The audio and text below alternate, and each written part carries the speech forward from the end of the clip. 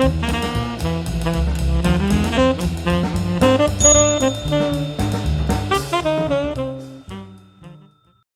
everybody, my name's Paul Murphy and I've got a passion for hats. A lot of the time I'm wearing this felt hat or one of my other felt hats, which are usually made of rabbit hair or I've got a couple of bee hats as well, but I was looking for something for the summer. And here in the UK, it doesn't get too hot, but it gets hot enough to want to wear a straw hat. And whilst I've got a very nice formal straw hat, I didn't have an informal one, so I started looking around. And let me show you what I found.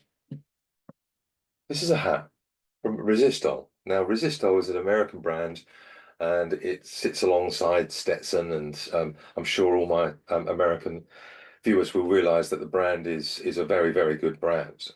Resistol is known for actually making hats that are more of an oval shape, and Stetson is more of a round shape. So the fit on this hat will be a lot better for my head because it's an oval rather than a circle. Now, what I didn't know was how you formed one of these hats. How do you shape it? And what you do is you use the same steam method as you do for felt hats. There's a sort of resin, if you like, or a layer on these hats that causes them to be stiff, and you can give them a bit of steam and shape them to whichever shape you'd like. And this would have started life as an open crown hat. So it would have had the domed top, and somebody would have put a crease down the centre and the two here.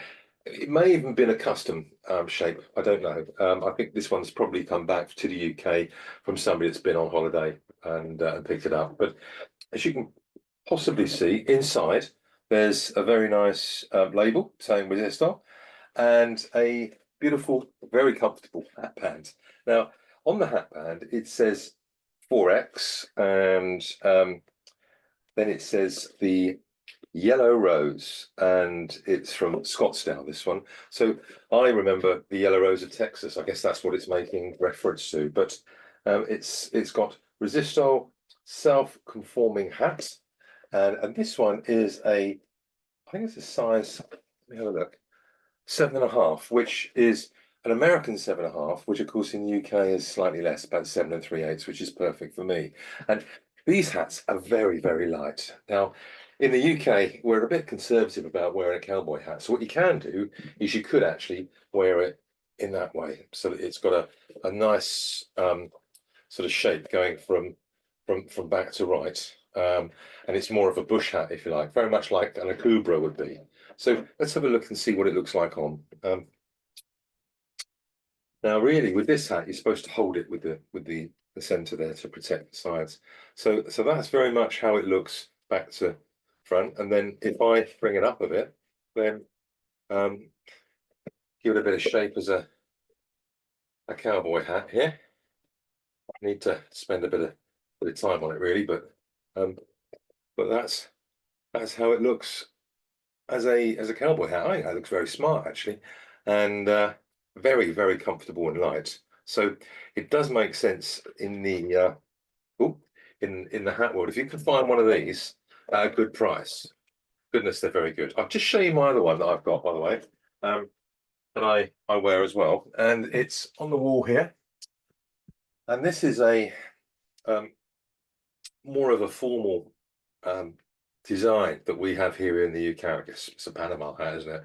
And this one's made by Laird, and it's very sort of traditional style. And then you can bring the brim down. Again, very light, nicely made. These are quite expensive, about 230, 240 pounds. They are finished off very nicely with a nice leather sweatband inside, which just says Laird and Co, so the maker's name, and made in England.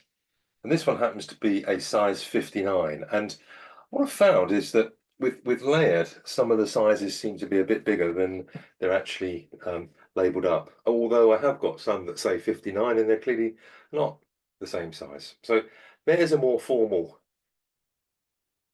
summer hat. And then this one I can wear down the beach, on the golf course, or if I want to put the wind up some of the customers in the high street, I can wear it shopping.